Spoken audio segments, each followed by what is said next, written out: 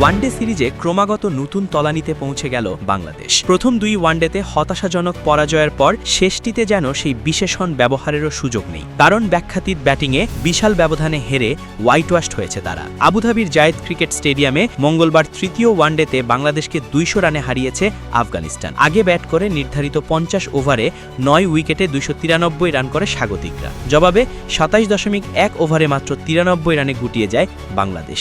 আফগানিস্তানের বিপক্ষে এটিই বাংলাদেশের সর্বনিম্ন স্কোর।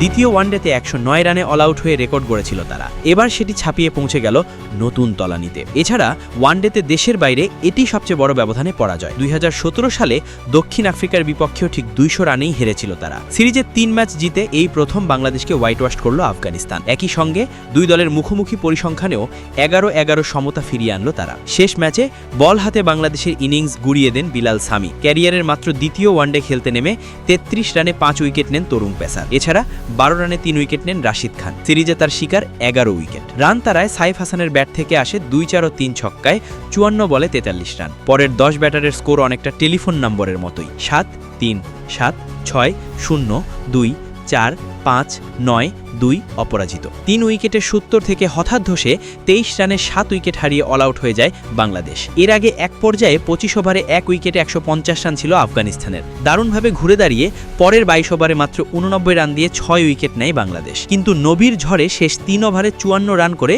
300-র কাছে চলে যায় স্বাগতিকরা। টস জিতে ব্যাটিংয়ে নেমে উড়ন্ত সূচনা করেন আফগানিস্তানের 2 ওপেনার রহমানুল্লাহ গুরবাজ ও ইব্রাহিম জাদরান। পাওয়ার প্লেতে দুজন মিলে যোগ করেন 66 রান। এতে অবশ্য বড় অবদান ছিল বাংলাদেশের এলোমেলো বোলিংয়ের। 16তম ওভারে 99 রানে এই জুটি ভাঙেন তানভীর ইসলাম। 44 বলে 44 রান করে এলবিডব্লিউ হন গুরবাজ। এরপর সেদিকুল্লাহ অতলকে নিয়ে 74 রানের জুটি গড়েন ইব্রাহিম। 25 ওভারে তাদের সংগ্রহ ছিল 1 উইকেটে 150 রান। 32তম ওভারে সাইফের হাতে বল দেন মেহেদী হাসান মিরাজ। তৃতীয় বলেই অতলকে ফিরতি ক্যাচে আউট করেন সাইফ। 29 রান করতে 47 বল খেলেন অতল। এরপর হাসমতুল্লাহ শহীদীকেও আউট করেন সাইফ।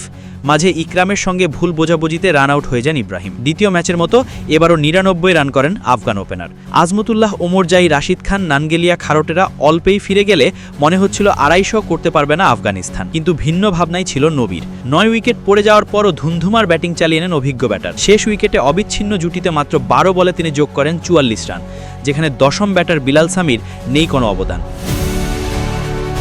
ক্যারিয়ারের অষ্টদশ 50 করে 4-4 ও 5 ছক্কায় 37 বলে 62 রানে অপরাজিত থাকেন নবী। বাংলাদেশের বোলারদের মধ্যে সাইফ নেন 3 উইকেট। এছাড়া হাসান মাহমুদের শিকার 2টি উইকেট।